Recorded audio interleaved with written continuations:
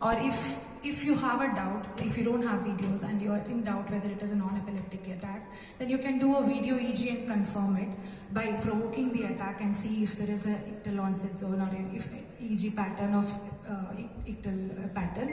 And also to monitor progress in certain epilepsies, like in typical absence epilepsies and West syndrome especially, which is very important. So limitations are EEG is not always abnormal in epilepsies as well as in epilepsy syndromes. Initial EEGs can be normal, and even in a normal person, if you do an EEG, it can be abnormal.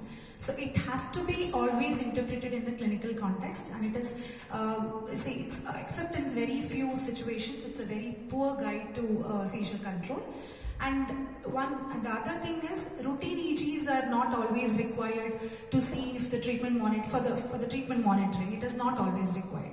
But for the withdrawal of drugs, for some conditions EEG might not be required, but for most of the conditions we do use EEG. And after 2 years of seizure freedom, we do EEGs and see if there are persistent abnormalities, there is chance of recurrence, so we do not. So the most important bold statement Shruti has done is made is EEG is not diagnostic of epilepsy. Epilepsy is a clinical diagnosis.